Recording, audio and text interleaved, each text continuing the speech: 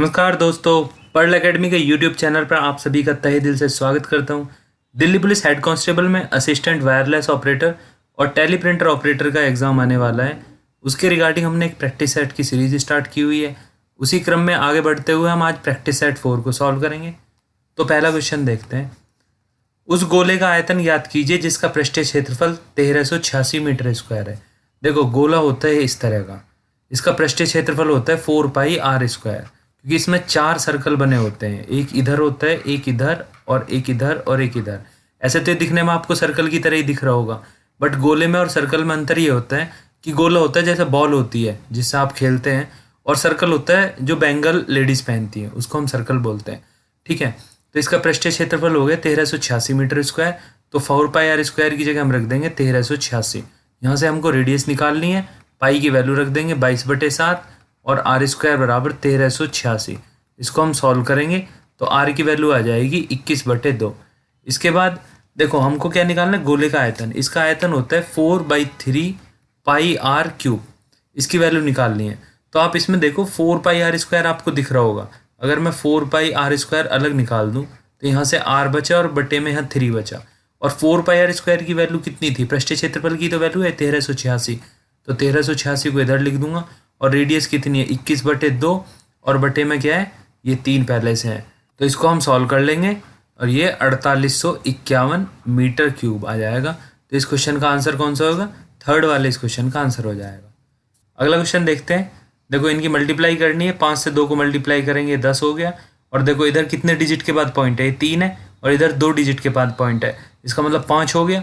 तो 1 और 2, 3, 4 और 5 यहाँ पे पॉइंट लगा दो। तो हो गया 0.000 और 1। अभी देखो कौन सा वाला आपका आंसर होगा, तो दूसरा वाला आपका आंसर हो जाएगा। तो अगला क्वेश्चन देखते हैं।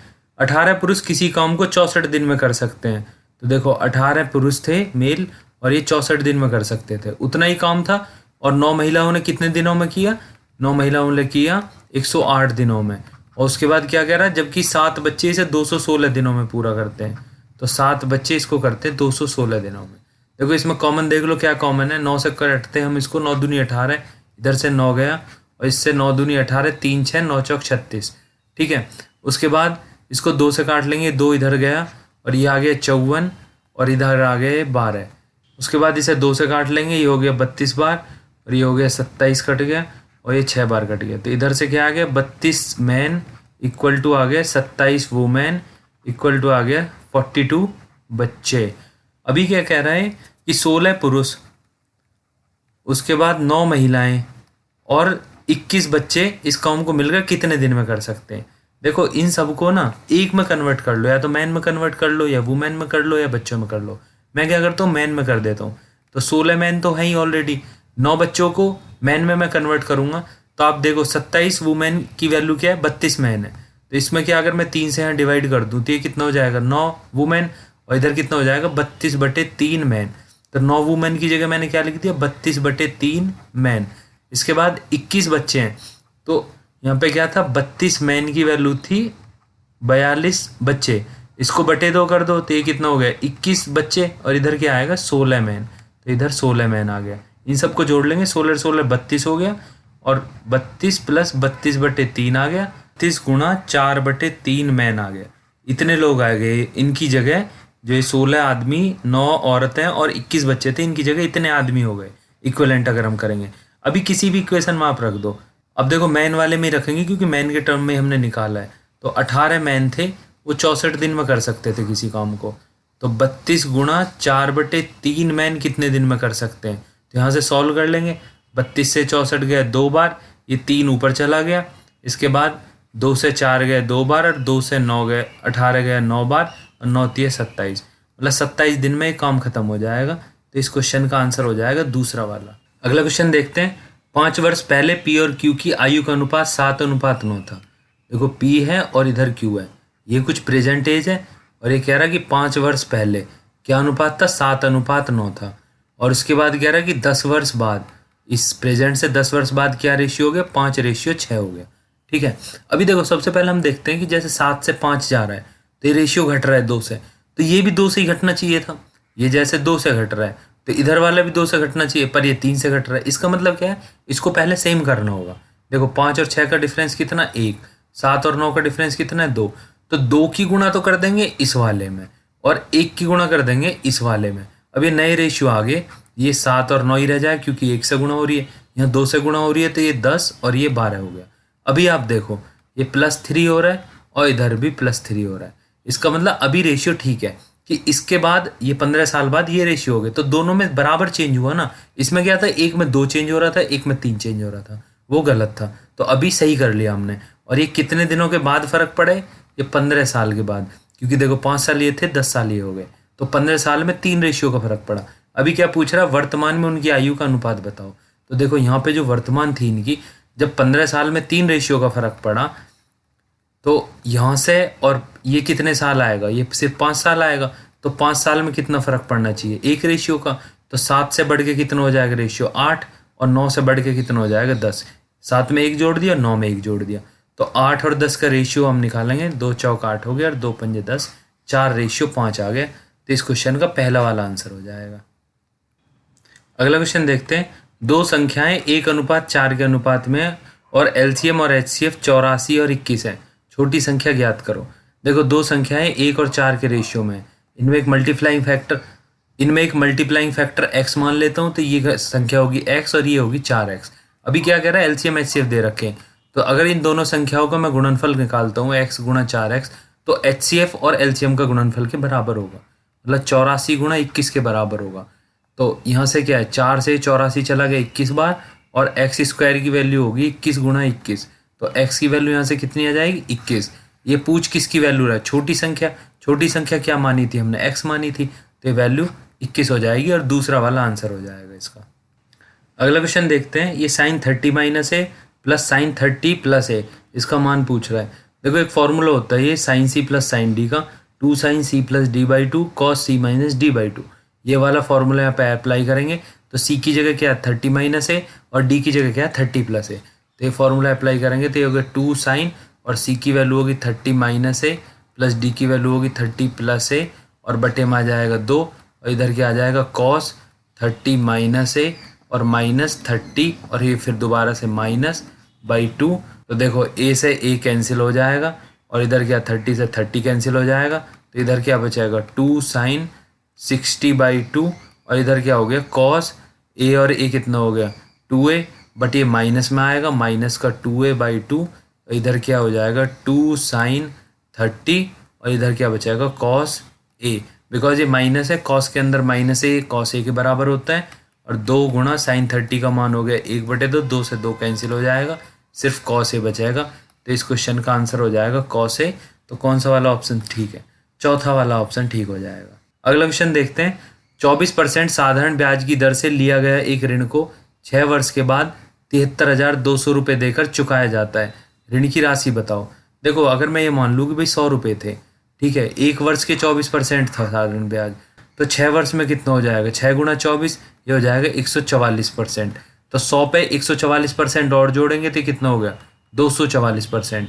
और अभी देखो 244% की कीमत कितनी दे रखी है 73,200, और मैंने को निकालनी कितनी है 100% की, वही तो मूलधन है मेरा, जो प्रिंसिपल था जो मैंने लगाए थे 100 रुपये। तो 73,200 की कीमत होगी 244, और मेरे को निकालनी है 100 की कीमत। तो देखो ये 3 बार चला जाएगा, तो ये कितना हो जाएगा 30,000 रुपये होगी मेरे मूलधन की कीमत। इस क्वेश्चन को आप और भी तरीक़ों से कर सकते हो, पर आपको अगर ये मेथड अच्छा लगता है तो इसको भी ट्राई करना। इस क्वेश्चन का दूसरा वाला आंसर हो जाएगा। अगला क्वेश्चन देखते हैं। 2 भाइयों की आयु का अंतर 7 है और अनुपात 3:2 है। देखो इनके हिसाब से 3:2 है, और दोनों की आयु का अंतर क्या है 7, और 3 और 2 में अंतर कितना आएगा 1, मतलब 1 की वैल्यू 7 होनी चाहिए। कैसे हो सकती है, 7 से गुणा करना पड़ेगा। अभी क्या कह रहा है, आयु का योग बताओ। तो देखो 3 और 2 का योग कितना हो जाएगा 5, जब 1 में 7 से गुणा करी थी तब 7 आया था जो एक्चुअल वैल्यू है, तो यहाँ पे भी एक्चुअल वैल्यू निकालने के लिए हमें 7 से गुणा करनी पड़ेगी, तो 7 पंजे 35। तो इस क्वेश्चन का कौन सा आंसर, थर्ड वाला इस क्वेश्चन का आंसर हो जाएगा। अगला क्वेश्चन देखते हैं। एक इनलेट पाइप एक टैंक को 10 मिनट में भर सकता है, 10 मिनट में भर सकता है। उसके बाद ये क्या कह रहा है कि 2 आउटलेट पाइप है, एक 12 मिनट में खाली कर सकता है और एक 15 मिनट में खाली कर सकता है। अब इन तीनों का मैं एलसीएम ले लूँ तो ये हो जाएगा 60, मतलब इसकी कार्य क्षमता 6 हो गई, इसकी 5 होगी और इसकी 4 होगी, पर ये माइनस में आएंगे क्योंकि ये खाली कर सकते हैं। इसके बाद क्या कह रहा है, तीनों पाइपों को एक साथ खोल दिया तो टैंक में पानी भरना शुरू हो जाता है, तो टैंक कितने समय में पूरा भर जाएगा या पूरा खाली हो जाएगा।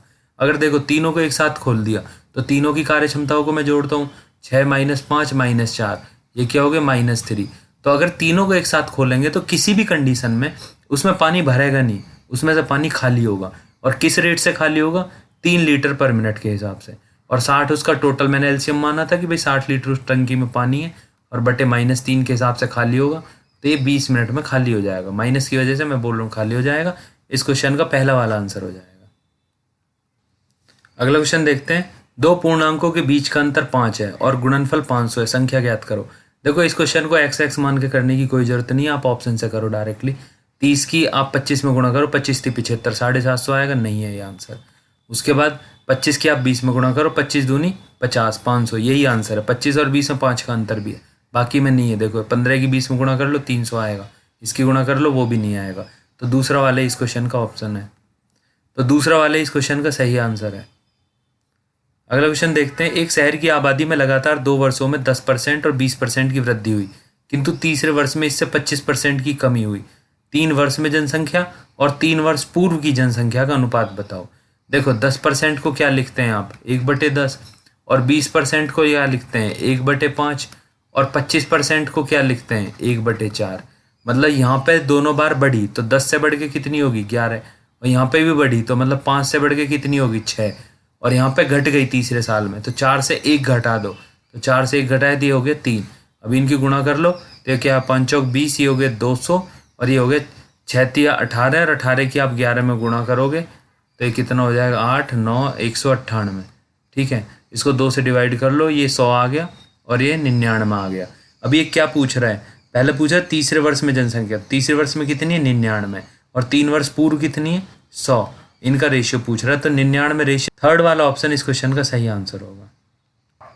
अगला क्वेश्चन देखते हैं, बंटलों का माध्य 14 है और मानक विचलन 5 है, विचरण गुणांक ज्ञात कीजिए। देखो विचरण गुणांक का ये फॉर्मूला होता है, तो इस फॉर्मूले में वैल्यू रख देंगे, ये 100 होता है। यहाँ पे मानक विचलन दे रखा है 5 और माध्य कितना दे रखा है, 14 है, और गुणा हो गया 100 यहाँ पे। ठीक है, ये 7 बार गया, ये 50 बार गया, ये हो गया 250/7। 7 से इसमें भाग दे देंगे, 7 × 21 और 5.7, तो 35.7% इसका आंसर हो गया। तो ये फोर्थ वाले इस क्वेश्चन का आंसर हो जाएगा। अगला क्वेश्चन देखते हैं, ये दो इक्वेशन दे रखी है, x और y का मान पूछ रहा है। तो देखो क्या करेंगे, यहाँ से y की वैल्यू निकाल लेता हूँ मैं यहाँ से। तो y बराबर क्या हो जाएगा, 35 - 2x हो जाएगा, और इस वैल्यू को ना दूसरी वाली इक्वेशन में पुट कर देता हूँ।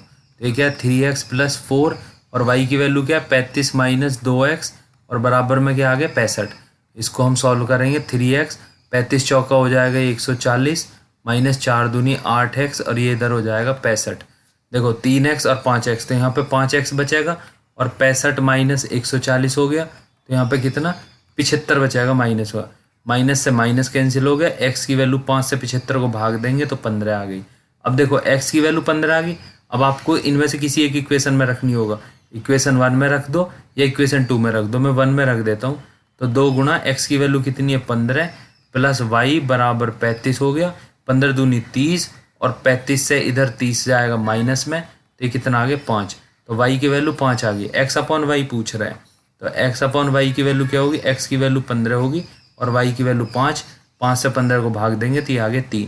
तो इस क्वेश्चन का पहला वाला आंसर हो जाएगा। अगला क्वेश्चन देखते हैं, टैंक A का 2/5वां हिस्सा पानी से भरा हुआ है, और नॉर्मली पाइप P जो है उसे 10 मिनट में भर सकता है, और Q जो है उसे 6 मिनट में खाली कर सकता है। तो देखो ये 10 मिनट में भर सकता था इसको, और ये 6 मिनट में इसको खाली कर सकता था। तो इनका एलसीएम ले लेते 30, तो इसके भरने की इसकी कार्य क्षमता आ गई 3, और इसकी आ गई -5। अभी ये क्या कह रहा है, और उसके बाद क्या कह रहा है, 2/5 हिस्सा ही भरा हुआ है, तो 30 का 2/5 में निकाल लेता हूँ, तो ये हो गया 5 × 30 और 6 दूनी 12, मतलब 12 लीटर ही भरा हुआ है उसमें। अभी ये कह रहा है P और Q दोनों को एक साथ खोल दिया, दोनों को एक साथ खोल दिया तो 3 में से 5 माइनस हो जाएगा, तो 2 लीटर निकलेगा इसका पानी, 2 लीटर पर मिनट। तो 12 लीटर को खाली करने के लिए -2, ये कितनी मिनट लगेगी, इसको 6 मिनट लगेगी खाली करने में। तो इस क्वेश्चन का कौन सा दूसरा वाला आंसर हो जाएगा। अगला क्वेश्चन देखते हैं, एक नाव जिसकी शांत जल में चाल 15 किलोमीटर प्रति घंटे, 4.5 घंटे में एक पर्टिकुलर जगह से 30 किलोमीटर जाती है, और यहाँ से फिर वापस भी आती, पहले गई और फिर वापस आई। टोटल टाइम कितना लगा, और टोटल टाइम कितना लगा, 4.5 घंटे लगे उसको। तो देखो मेरे को पता है ये 15 है और मैं धारा की गति मेरे को पता नहीं है, तो मैं v मान लेता हूँ। तो 30 किलोमीटर जब धारा के साथ गया होगा तो स्पीड क्या रही होगी, 15 प्लस वी, और जब धारा के अपोजिट में आया होगा तो रही होगी स्पीड 15 माइनस वी। और टोटल टाइम कितना लगा, 4.5, 4.5 को मैं लिख देता हूँ 9/2 करके। यहाँ से 30 कॉमन ले लेता हूँ तो ये हो जाएगा 15 माइनस वी, और ये इधर जाएगा 15 प्लस वी, और बटे में क्या आएगा 15 का स्क्वायर 225 और माइनस वी का स्क्वायर बराबर 9/2। वी से वी हो गया कैंसिल, और 15 और 15 कितना हो गया 30, और इधर से भी 30 था तो 30 गुणा 30 बटे में 225 माइनस वी स्क्वायर, और इधर गया 9/2। 9 से देखो 3 और 3 9 को काट देंगे तो इधर 100 बच गया, 2 इधर भेज दिया तो ये कितना हो गया 200, और इसको इधर भेज देंगे तो ये आ गया 225 minus V square. V square को इधर ले गया मैं, 225 माइनस 200 तो कितना आ गया 25 वी स्क्वायर की वैल्यू, और वी की वैल्यू कितनी हो जाएगी 5 किलोमीटर प्रति घंटे, जो धारा की गति है। तो इस क्वेश्चन का आंसर कौन सा हो जाएगा, थर्ड वाला इस क्वेश्चन का आंसर हो जाएगा। अगला क्वेश्चन देखते हैं, किसी मूलधन पर 8% की दर से 8 महीने और 6% की दर से 14 महीनों के साधारण ब्याज के बीच का अंतर 200 रुपये। देखो मेरे को पता नहीं क्या है, मैंने एक अमाउंट मान ली पी और इस पर 8% की दर लगा दी, और उसके बाद 8 महीने, तो 8 महीने लगा दी, क्योंकि ये जो रेट ऑफ इंटरेस्ट है साल का है तो मेरे को ये महीने भी साल में कन्वर्ट करने पड़ेंगे। तो मैंने 12 से भाग दे दिया, 8 महीने जो अब साल में कन्वर्ट हो गए और बटे 100 हो गया। और माइनस में क्या है कि वही जो सेम था ये डिफरेंस निकालना है कि 200 रुपये, तो पी गुणा 6 की रेट हो गई गुणा 14 महीने हो गए, और 14 महीने क्योंकि साल में कन्वर्ट करने तो 12 से भाग दे दिया और बट्टे में 100। ये जो सिंपल इंटरेस्ट का फॉर्मूला वही लगाया, दोनों का डिफरेंस और बराबर में आएगा 200। यहाँ से पी को आप निकाल लेंगे। एक तो ये मेथड हो गया।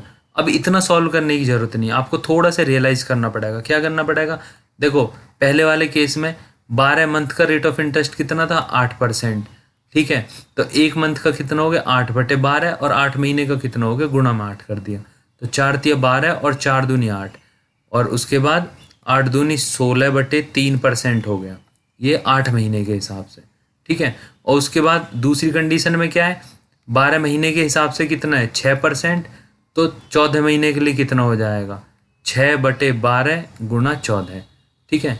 6 दूनी 12 हो गया और 2 सत्ते 14 हो गया, ये हो गया 7% दूसरे कंडीशन में। अब देखो कहने का मतलब क्या है, एक पी का 16/3% है और एक पी का 7% है। पी तो दोनों में, तो इन दोनों का ही मैं डिफरेंस देख लेता हूँ। तो 7 में से मैं 16/3 को घटा लेता हूँ, क्योंकि ये डिफरेंस है, किसी में से किसी को भी घटा सकते हो। तो 7 में 7 21, 21 में से 16 गए 5 और बटे में आए 3, मतलब 5/3% की वैल्यू दे रखी है 200। मेरे को 5/3% पता चल गया। अगर मैं 100% निकाल लूँ तो 100% क्या होगा, मूलधन ही तो होगा, खुद अपना 100% होगा। ये भी तो पी का ही 5/3% चल रहा है, तो यहाँ से 100% निकालूंगा मैं, तो पी की वैल्यू आ जाएगी 200/5 गुणा 3 और गुणा आ गया 100। 5 से भाग दे दो तो ये जाएगा 40 बार, और ये हो गया 4 तिया 12, मतलब 12,000 रुपये आ गए प्रिंसिपल। तो इस क्वेश्चन का आंसर कौन सा हो जाएगा, थर्ड वाले इस क्वेश्चन का आंसर हो जाएगा। अगला क्वेश्चन देखते हैं, त्रिज्या R1 और R2 वाले दो वृत्तों के केंद्र के बीच की दूरी D है, उनके सीधी समान स्पर्श रेखाओं की लंबाई ज्ञात करो। देखो दो वृत्त दे रखे हैं, उनमें सीधी समान स्पर्श रेखा, ये डायरेक्टली फॉर्मूला होता है। स्पर्श रेखा की लंबाई होती है रूट में D² minus R1 minus R2 का होल स्क्वायर। D क्या है, दोनों वृत्तों के बीच की दूरी, R1 है पहले वाले की रेडियस और R2 है दूसरे वाले की रेडियस। तो ये फॉर्मूला ही दे रखा है। अगर ये आपको फॉर्मूले का प्रूफ चाहिए तो आप मेरे को कमेंट सेक्शन में लिख के बताइए, मैं अलग से एक वीडियो बना दूंगा। अगला क्वेश्चन देखिए, 100% पानी युक्त 16 लीटर दूध को इतना पतला करने के लिए उसमें कितने लीटर पानी मिलाया जाना चाहिए कि मिश्रण में पानी की मात्रा 20% हो जाए। इसमें दूध की बात नहीं कर रहा, सिर्फ पानी की बात कर रहा है। तो देखो पानी पहले कितना था 10% था, उसके बाद कितना मिलाया जाए मेरे को नहीं पता, पर जो भी पानी मिलाया जाएगा वो 100% ही होगा, मतलब उसमें मिल्क तो होगा नहीं, वो प्योर वाटर ही मिलाया जा रहा होगा। उसके बाद दोनों को मिक्स करने के बाद जो परसेंटेज आया वो 20% है। ये बढ़ गया क्योंकि ये ज़्यादा परसेंटेज मिलाया गया। इसको रेशियो एलिगेशन से करेंगे, 100 से 20 गए ये 80 हो गया, 20 से 10 जाएगा तो ये 10 हो गया, तो ये 8 और 1 का रेशियो आ गया। अभी ये कितने लीटर दूध था, 16 लीटर, इसका मेरे को पता नहीं। तो देखो 8 की वैल्यू अगर 16 लीटर आ रही है तो क्या कर रहे हैं हम, 2 की गुणा कर रहे हैं, तो इसमें भी 2 की गुणा करनी होगी। तो 1 में 2 की गुणा होगी तो कितने लीटर आ गया 2 लीटर। तो इस क्वेश्चन का आंसर कौन सा, चौथा वाला हो जाएगा 2 लीटर। अगला क्वेश्चन देखते हैं। 1400 रुपये में खरीदी गई एक साइकिल को 15% की हानि पर बेचा जाता है, विक्रय मूल्य ज्ञात करो। देखो 1400 रुपये में खरीदी और 15% की हानि पर बेची। 15% का मतलब क्या होता है, 3/20, मतलब 20 रुपये की चीज़ खरीदी, 3 का लॉस ले लिया। तो 20 की चीज़ खरीदी, 3 का लॉस हुआ, 17 की बेच दी वो। ठीक है, विक्रय मूल्य 17 की रेट पूछ रहा है, तो एक्चुअल में 20 की तो थी नहीं वो कितने की थी, 1400 रुपये की। तो 1400 करने के लिए क्या 70 की गुणा करनी पड़ेगी, तो इसमें भी फिर 70 से गुणा करनी पड़ेगी। तो 17 सत्ते 119 हो गया, तो 1190 रुपये की बेची होगी ये 15% के लॉस के बाद। तो इस क्वेश्चन का थर्ड वाला आंसर हो जाएगा। अगर इस क्वेश्चन में पूछे कि लॉस कितना हुआ, तो 3 में 70 की गुणा कर दो, तो ये कितना हो गया 210। या आप 1400 में से 210 घटाओ तो अभी 1190 आएगा। आप किस तरह से भी समझ सकते हैं। अगला क्वेश्चन देखते हैं। दो शंकुओं के वक्र पृष्ठों के क्षेत्रफल का अनुपात 2:1 है। देखो शंकु होता है इस तरह का, ठीक है, और इसका वक्र पृष्ठ होता है ये वाला, ये और ये वाला। तो इसका वक्र पृष्ठ होता है पाई आर एल, और दो शंकुओं के वक्र पृष्ठों का क्षेत्रफल दे रखा है, तो पाई R1 L1 upon pi R2 L2। इनका रेशियो कितना दे रखा है, 2:1। उसके बाद उनकी तिर्यक ऊंचाई, देखो ये जो ऐसे जा रही है ना, इसको तिर्यक ऊंचाई बोलते हैं L। तो इसका क्या दे रखा है, L1 अपॉन L2 का रेशियो दे रखा है 1:2। तो पूछ रहे त्रिज्याओं का अनुपात बताओ, ये वाली होती है त्रिज्या R, ठीक है ना। तो पाई से तो देखो पाई कैंसिल हो गया, R1 अपॉन R2 बचा, और L1 अपॉन L2 की वैल्यू दे रखी कितनी, 1/2 बराबर हो गया 2/1। और R1 अपॉन R2 2 इधर चला गया, क्या हो गया 4/1। तो इस क्वेश्चन का आंसर कौन सा हो जाएगा, पहला वाला आंसर हो जाएगा इसका। अगला क्वेश्चन देखते हैं। एक वर्गाकार खेत का क्षेत्रफल 24,200 वर्ग मीटर है। 4.4 किलोमीटर प्रति घंटे की चाल से चल रहे किसी व्यक्ति को इसे विकर्णतः पार करने में कितना समय लगेगा। देखो ये ऐसे पार कर रहे हैं, तो उससे पहले मेरे को विकर्ण की लंबाई निकालनी होगी। विकर्ण की लंबाई होती है A√2, और उससे भी पहले मेरे को इसकी साइड निकालनी पड़ेगी। ठीक है, इसका क्षेत्रफल दे रखा, तो क्षेत्रफल क्या होता है वर्ग का, 24,200 को हम बराबर रख देंगे A² के, और A² बराबर हो गया रूट में 24,200 को हम फैक्टर कर लेंगे, तो ये हो जाएगा 121 गुणा 2 और गुणा 100। ठीक है, और रूट के बाहर 121 में से तो 11 आ जाएगा, और 100 में से एक जीरो बाहर आ जाएगी, तो अंदर क्या बचेगा 110√2, और इसको सॉल्व करेंगे तो 110√2 हो जाएगा। ये हो जाएगी एक की वैल्यू। ठीक है, यहाँ से ये हम जब इधर रूट चला गया तो स्क्वायर हटा देंगे। अभी देखो भुजा की वैल्यू तो निकल गई, अभी मेरे को विकर्ण की वैल्यू निकालनी। विकर्ण होता है A√2, ठीक है, तो 110√2 ये तो होगी A की वैल्यू, और 1√2 की और गुणा हो गई, तो 110 गुणा 2 हो गया, और ये हो गया 220 विकर्ण। अभी ये क्या कह रहा है, विकर्ण को पार करने में कितना समय लगेगा। देखो 220 मीटर इसको पार करना है, तो टाइम बराबर दूरी बटे चाल होती है। तो चाल कितनी है 4.4, और किलोमीटर प्रति घंटे में, तो इसको मिनट में देखो आंसर है, तो किलोमीटर को मीटर में कर लेंगे क्योंकि ऊपर मीटर है, तो 1000 से गुणा होगी, और बट्टे में घंटे को कर लेंगे मिनट, तो ये क्या है 60 हो जाएगा। ठीक है, ये 60 ऊपर चला जाएगा। उससे पहले क्या एक जीरो से एक जीरो कैंसिल होगी, और ये 60 को मैं ऊपर लिख देता हूँ, तो इस 60 की एक जीरो इससे कैंसिल हो जाएगी, तो ऊपर क्या बचेगा 22 गुणा 6, और नीचे क्या बचेगा, एक ये जीरो से पॉइंट हट जाएगा, तो ये क्या आ गया 44। 22 से 44 गया 2 बार, और 2 से 6 गया 3 बार, मतलब कितना टाइम लगा 3 मिनट लगे। तो इस क्वेश्चन का आंसर कौन सा, 4 वाला इस क्वेश्चन का आंसर हो जाएगा। क्वेश्चन देखते हैं। एक वस्तु को 24,000 रुपये में बेचने पर 25% की हानि होती है। 25% का लाभ प्राप्त करने के लिए विक्रय मूल्य ज्ञात करो। देखो 25% की वैल्यू होती है 1/4, मतलब पहले अगर मैं हानि के रेस्पेक्ट में बात करूं तो भाई 4 रुपये की कोई चीज़ थी, 3 रुपये की बेच दी। और अभी क्या है, ये लाभ के रेस्पेक्ट में बात करूं तो 4 रुपये की कोई चीज़ थी, 1 का प्रॉफिट हो गया, तो 5 में बेचनी चाहिए थी। तो इसने बेची कितने की 2400 रुपये की, जब इसको 25% की हानि हो रही है, तो इसको कितने की गुणा करनी पड़ेगी इसमें 800 की, तब बराबर आएगी ये वैल्यू। तो अभी इसको कितने की बेचनी है, वो 5 की बेचनी है। 3 की बेच दी थी हानि पे, अभी 5 पे बेचनी क्योंकि प्रॉफिट चाहिए इसको, तो इसमें भी 800 से गुणा करेंगे, तो ये कितनी होगी 8 पंजे 40, मतलब 4000 रुपये में बेचनी पड़ेगी, तब उसको 25% का लाभ होगा। और अगर ये पूछने लगे कि इसका क्रय मूल्य बताओ, तो इसमें भी 800 से गुणा कर दो, तो होगी 3200। अब क्या कह रहा हूँ कि 3200 रुपये की चीज़ थी, 2400 की बेची, तो 25% का हानि हुई, 800 रुपये कम में। 800 रुपये ज़्यादा पे बेची तो 25% का लाभ हुआ। क्वेश्चन में सिर्फ विक्रय मूल्य पूछा है, तो वही निकाल के मैं आंसर टिक कर दूंगा, तो ये दूसरा वाला इस क्वेश्चन का आंसर हो जाए। अगला क्वेश्चन देखते हैं। 125 मीटर लंबी एक रेलगाड़ी एक व्यक्ति को जो ट्रेन की दिशा में 5 किलोमीटर प्रति घंटे की चाल से चल रहा है 10 सेकंड में पार करती है। ट्रेन की चाल बताओ।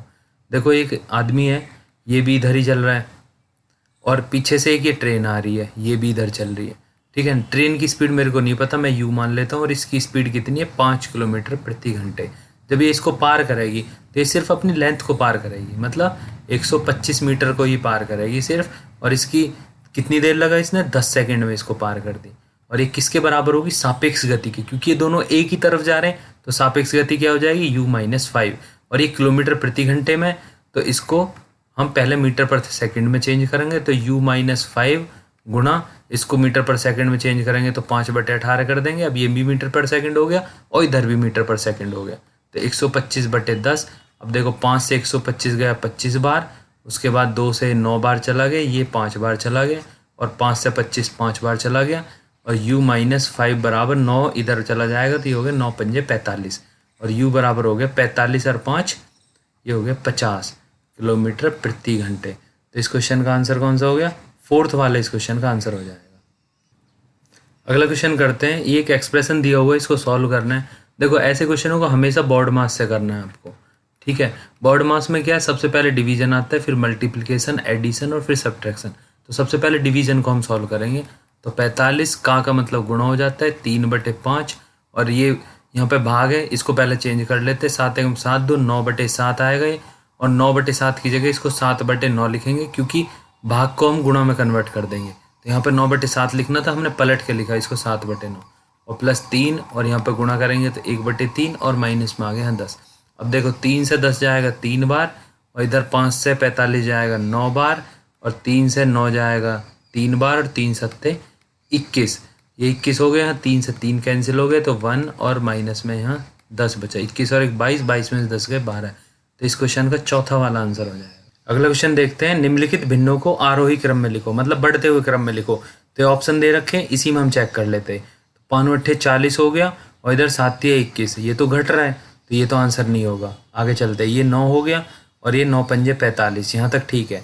और ये 5 पंजे 25 हो गया, और इधर 9 से 7 को करेंगे 63 हो गया, ये भी ठीक है।